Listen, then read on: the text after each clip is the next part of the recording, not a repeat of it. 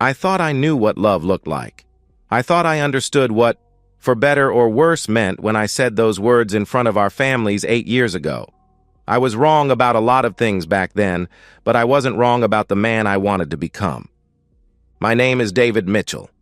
I'm 35 years old, a mechanical engineer at Ford's Dearborn plant, pulling down $85,000 a year.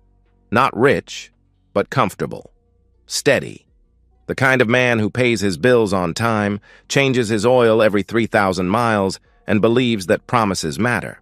I met Karen Stevens when she was 25 and I was 27. She worked as a bank teller downtown. Blonde hair always perfectly styled, smile that could light up a room, laugh that made you forget whatever was bothering you. I was the guy who came in every Friday to deposit his paycheck, too shy to do anything but nod politely, until the day she wrote her phone number on my deposit slip. "In case you ever want to discuss interest rates," she said with a wink that made my heart skip. We dated for 3 years. 3 years of her spontaneous road trips to nowhere, her insistence that we try every new restaurant in the city, her way of making ordinary Tuesday nights feel like adventures. I was the planner, the steady one who made sure we had gas money and restaurant reservations. She was the dreamer, the one who danced in grocery store aisles and convinced me to adopt a stray cat we named Buster. "We balance each other out," she used to say, curled up against me on the couch we'd bought together at a second-hand store. "You keep me grounded. I keep you flying." Our wedding was modest. Her family was small, mine was smaller, but perfect. 70 guests at St. Mary's, reception at the VFW Hall, honeymoon in the Bahamas that we'd saved for over 2 years. I can still see her on that beach the first morning, wearing my oversized t-shirt, coffee in hand, looking out at the ocean. "This is just the beginning," she declared, and I believed every word. The first year of marriage was everything I'd hoped. Karen quit her job when we found out she was pregnant. We'd both agreed she'd stay home with the baby, at least at first. I picked up overtime shifts to make up the difference. We painted the nursery together, assembled the crib, argued playfully over names. Ethan David Mitchell was born on a Tuesday in March, 7 pounds 6 ounces of pure perfection. I've never felt love like that before. Instant, overwhelming, protective. Karen was exhausted but glowing, and when she placed him in my arms for the first time, I knew I'd do anything to keep them both safe and happy. For the first 18 months, everything seemed normal. Ethan hit his milestones, sitting up, crawling, his first steps at 13 months. But something was different. He didn't babble like other babies. He didn't respond to his name. Eye contact was rare, fleeting. "He's just quiet," Karen insisted. "Some babies are quieter." But by his second birthday, we couldn't ignore it anymore. The pediatrician referred us to a specialist. The word came like a punch to the gut. Autism spectrum disorder. I dove into research that same night. Support groups, therapy options, early intervention programs. I learned about sensory processing disorders, communication delays, the importance of routine. I scheduled appointments, fought with insurance companies, became fluent in a language I'd never wanted to speak. Karen shut down. She'd imagined motherhood differently. Instagram perfect moments, family photos where everyone smiled, play dates with other moms, date nights that didn't require specialized babysitters. Instead, she got meltdowns in grocery stores, sleepless nights, and a child who needed constant structure and supervision. She stopped decorating our house, stopped planning weekend activities, stopped pretending everything was fine. I picked up every piece she dropped. 12-hour shifts, followed by cooking dinner, cleaning the house, managing therapy schedules, holding Ethan through sensory overloads that could last for hours. I was exhausted, running on coffee and determination, but I never considered giving up. Karen drifted further away each day. One night, when Ethan was almost 3, she finally said what had been building for months. "I didn't sign up for this," she declared flatly. My response was colder than I intended. "Neither did I. But he's our son." "He's your son," she replied with finality. That's when I knew something was ending.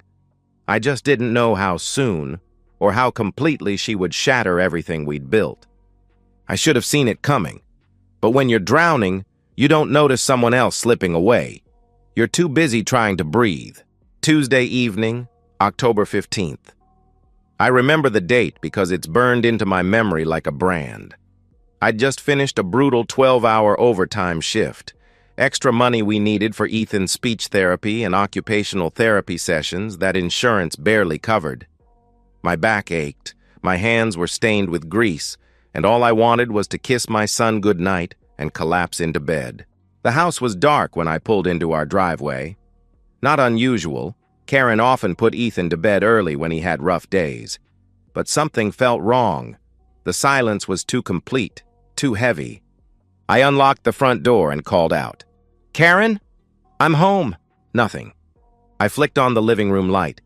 Ethan's toys were scattered across the carpet, but not in the familiar chaos of a 3-year-old's playtime. They looked abandoned, like someone had stopped mid-game and simply walked away.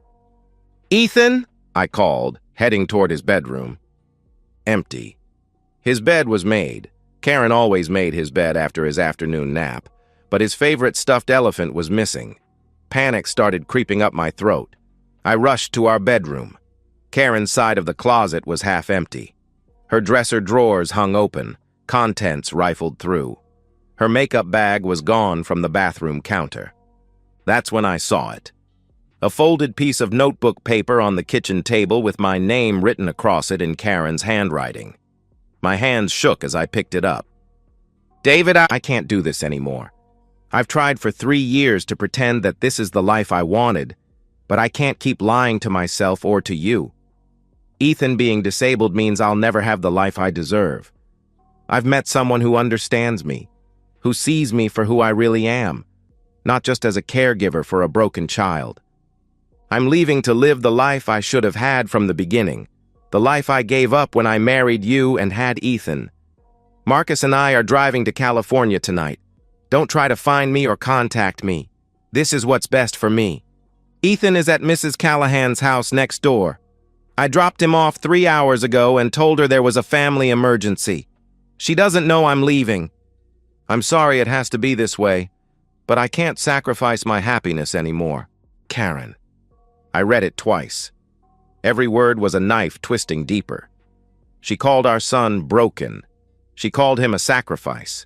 She'd planned this, orchestrated it while I worked overtime to pay for his therapy. I crumpled the note in my fist. Didn't cry. Didn't scream. Didn't throw anything or punch the wall like they do in movies. I just stood there in my empty kitchen, feeling something cold and final settle in my chest. Then I walked next door. Mrs. Callahan answered on the first ring, her 70-year-old face creased with worry and pity. She'd known before I did. Karen had dropped Ethan off around 3 o'clock with a hastily packed overnight bag, claiming there was a family emergency and she'd be back in a few hours. She seemed upset, Mrs. Callahan said quietly. Nervous. I asked if everything was okay, but she just said she had to handle something important. Ethan was in her living room building a tower with wooden blocks, completely absorbed in his task. When he saw me, he looked up with those beautiful brown eyes that matched mine. "Daddy!" He didn't run to me. Physical affection was still challenging for him, but his face lit up in that quiet way that meant he was happy. "Hey, buddy. Ready to go home?" I asked gently. "Is Mommy home now?" He wondered aloud. I picked up his overnight bag and forced my voice to stay steady. "No, buddy. Mommy had to go away." I carried him home, gave him his bath, read him his bedtime story twice like always, and tucked him into his bed. He fell asleep within minutes, exhausted from an afternoon of confusion and disruption he couldn't understand. Then I sat alone in the dark kitchen, staring at the crumpled note. Marcus. I didn't know any Marcus, which meant she'd been hiding this for God knows how long, planning, lying, waiting for the right moment to run. But as I sat there in the silence, something became crystal clear. I didn't have time to fall apart. I didn't have the luxury of grief or rage or self-pity. I had a son to raise. The next morning, I called in sick to work and started making phone calls. By noon, I'd hired Mrs. Patel, a retired pediatric nurse who specialized in special needs children. By evening, I'd established new routines that would carry us forward. When Ethan asked, "Where's Mommy?" over the next few weeks, I gave him the simplest truth I could. "She had to go away, buddy. Is she coming back?" he would ask hopefully. "No," I answered honestly. After a few months, he stopped asking. By age 5, he'd forgotten her face completely. I made a choice that night. I chose to protect my son from a truth that would only hurt him. 10 years later, that choice would become my greatest weapon. 1 year after Karen walked out, when Ethan was 4 and I was 36, I filed for divorce. Grounds. Abandonment. The paperwork was straightforward, clinical in its coldness. Irreconcilable differences seemed insufficient for what she'd done. Karen didn't contest it, didn't respond to the court summons, didn't show up to any hearings. Her silence spoke louder than any defense she could have mounted. The divorce was finalized in 3 months. I kept the house, full custody of Ethan, everything we'd built together. Karen got nothing because she'd wanted nothing except her freedom. The first 6 months after she left nearly broke me. Working full-time while managing Ethan's complex care routine, therapy appointments, and frequent meltdowns pushed me to my absolute limit. I remember sitting in my car after particularly brutal shifts, too exhausted to walk inside and face another evening of sensory overload management and bedtime battles. There were nights when Ethan couldn't sleep, pacing his room until 3 a.m., humming the same tune over and over while I sat in the hallway, making sure he was safe, but respecting his need for space. I'd catch glimpses of myself in the bathroom mirror during those endless nights, watching gray creep into my temples, new lines etching themselves around my eyes. The insurance battles were their own special hell. Prior authorization requests for speech therapy, denials for occupational therapy, appeals that took months to process while Ethan's needs couldn't wait. I became fluent in medical billing codes and learned to navigate bureaucratic mazes that seemed designed to exhaust parents into giving up. But slowly, methodically, I built something better than what we'd had before. Mrs. Patel became family, a steady, unflappable presence who understood Ethan's needs instinctively and never once looked at him with pity or frustration. She taught me pressure point techniques for managing sensory overloads and showed me how to read his subtle communication cues. Ethan's progress was gradual but undeniable. By age 5, he could follow complex routines independently. By 7, he was speaking in full sentences, though still selectively. By 10, he was excelling in a specialized education program that challenged his remarkable mathematical abilities while supporting his social development. The years blurred together in the best possible way. Weekend routines became sacred. Saturday morning pancakes that Ethan insisted on measuring himself. Afternoon video game sessions where he patiently taught me strategies I'd never master. Evening movies where he'd curl up beside me during the scary parts. We built elaborate Minecraft worlds together, cities with perfect geometric precision that reflected how his mind organized information. He'd spend hours explaining the logic behind his architectural choices, his face animated with the joy of sharing something he'd created. I never dated, never had time, never felt the desire. My life was work and Ethan, and that felt complete. When well-meaning friends or colleagues suggested I get back out there, I'd just smile and change the subject. I'd found my purpose. By the time Ethan turned 13, making me 45, I barely recognized the broken man I'd been a decade earlier. Gray showed prominently at my temples now, and my hands were rougher from years of maintenance work and household repairs. But I was stronger than I'd ever been, more certain of what mattered. Ethan was thriving in his own beautiful way. He had a small group of friends from his program, kids who understood his quirks and appreciated his loyalty. He'd discovered computer programming and spent hours creating simple games with mathematical puzzles. His teachers called him quietly brilliant, and predicted great things for his future. I thought about Karen sometimes during those years, but only in passing, wondering vaguely where she'd ended up, if she'd found the life she'd dreamed of with Marcus. Mostly, I didn't think about her at all. She'd become irrelevant to our story, a chapter that had ended so completely it felt like fiction. She'd made her choice 10 years ago. I'd made mine. I chose my son, every single day, and I'd never regretted it once. For 10 years, I didn't hear from her. Not a phone call, not a letter, not a birthday card for Ethan. 10 years of complete silence. And then, on an ordinary Saturday afternoon, she knocked on my door. Saturday afternoon, March 18th. Ethan and I were deep into our latest Minecraft project, a massive castle complete with working redstone mechanisms that he'd designed himself. At 13, his understanding of complex systems far exceeded mine, but he was patient with my clumsy attempts to help. "Dad, you need to place the repeater facing the other direction," he said patiently, not looking up from his screen, but somehow knowing exactly what mistake I was making. "How do you even know that?" I laughed, fixing my error. "Pattern recognition. It's all just logic," he explained matter-of-factly.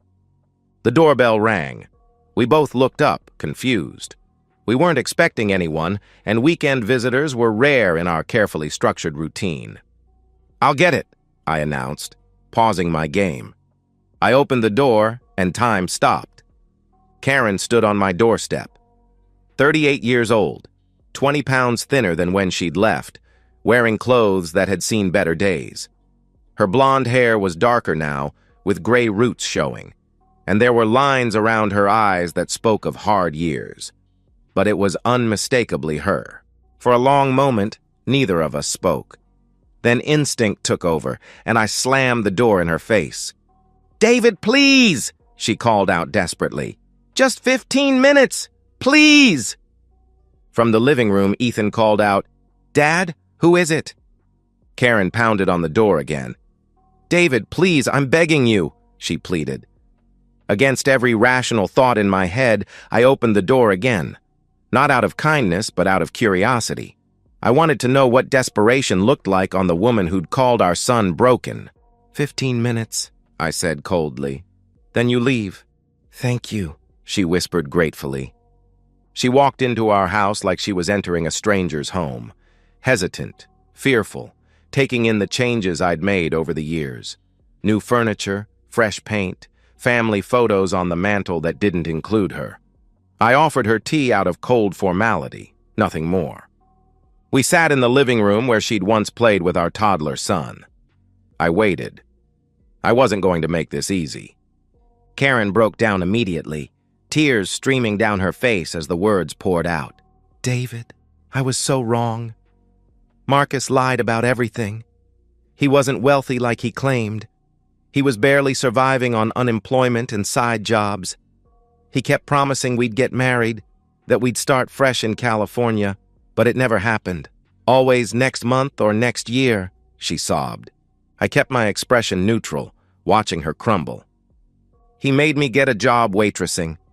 Then he started taking my paychecks, saying he was managing our finances, building toward our future. When I finally refused to hand over my tips, She touched her cheek unconsciously. "He hit me. Then he started bringing other women home, flaunting them, treating me like I was nothing," she continued, her voice breaking. My face showed no reaction. I'd learned to school my emotions during years of insurance appeals and IEP meetings. After 2 years, I ran. He followed me for months, threatened me, until I finally got a restraining order. I've been barely surviving for 8 years since then. Dead-end jobs, cheap motels, moving whenever he tracked me down," she finished miserably.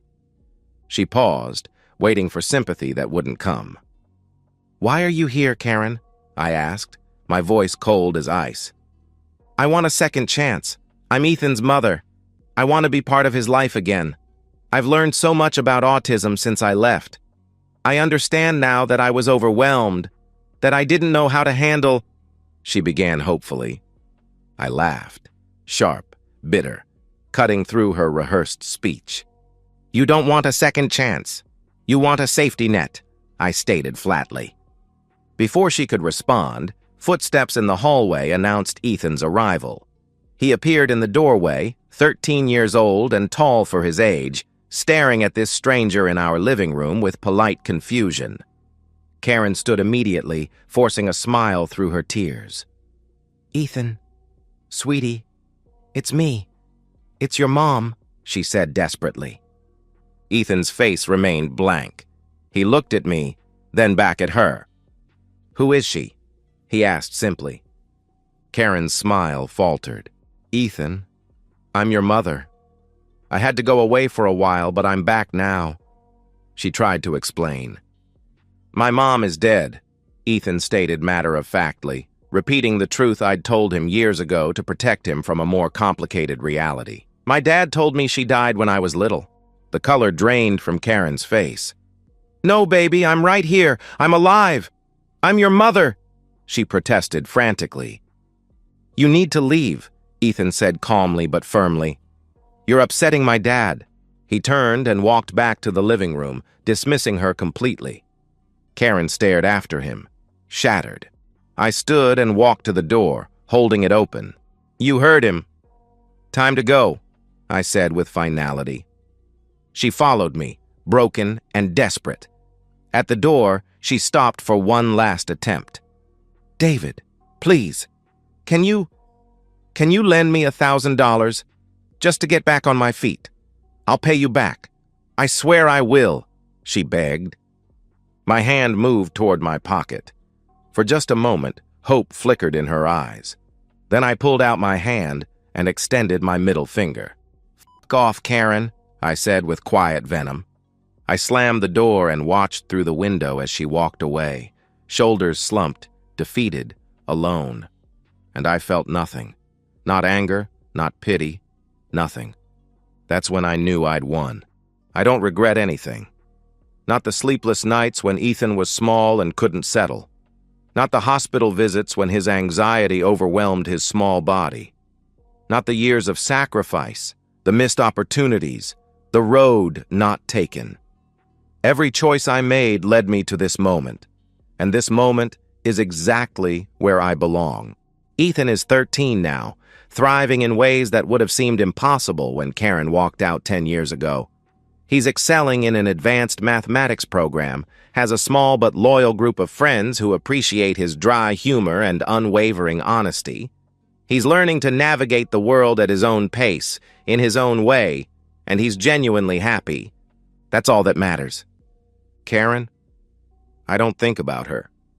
I don't wonder where she ended up or whether she found the happiness she thought she deserved. She made her choice 10 years ago when she decided our son wasn't worth staying for. I made mine too. I chose Ethan. Every single day, every difficult moment, every small victory. And I'd do it again without hesitation. Last night was typical for us now.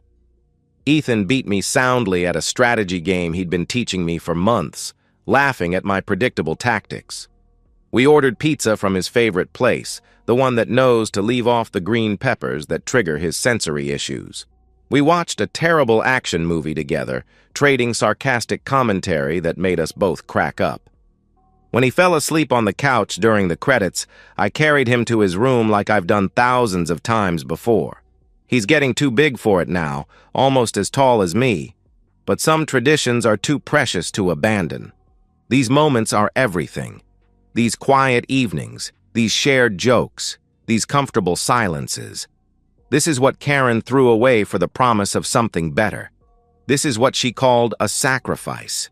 She was right about one thing. She would never have had the life she deserved if she'd stayed. Because she didn't deserve this life. She didn't deserve Ethan's trust, his love, his forgiveness. She didn't deserve to witness his growth, his achievements, his beautiful mind finding its place in the world. When she showed up at my door, broken and begging, I gave her exactly what she deserved. Nothing. Not my anger, not my forgiveness, not my money, not access to the son she abandoned. Just nothing. I sleep well at night knowing I made the right choice. Family isn't about biology. It's about showing up when things get hard. It's about choosing love over convenience, commitment over comfort. It's about the promise you make not just in wedding vows, but in the daily decision to stay, to fight, to build something beautiful from broken pieces. Karen never understood that. She saw Ethan's autism as a burden to escape rather than a difference to embrace. But Ethan understands family. He knows what loyalty looks like, what unconditional love means. And so do I. To anyone reading this, family isn't about biology. It's about showing up. It's about staying when things get hard. It's about love that doesn't quit. Karen never understood that, but Ethan does, and so do I. That's all we need. And so, we've reached the end of today's story. Was it what you expected, or did it take a twist you didn't see coming? I'm curious to hear your thoughts. Share them in the comments below, and let's get a conversation going. If this story kept you hooked, make sure to hit that like button. And if you're new here or just haven't subscribed yet, now's the perfect time to join our community. I bring you fresh, captivating stories every day, so click that subscribe button and turn on notifications so you never miss out. Thanks for watching, and I'll see you in the next one.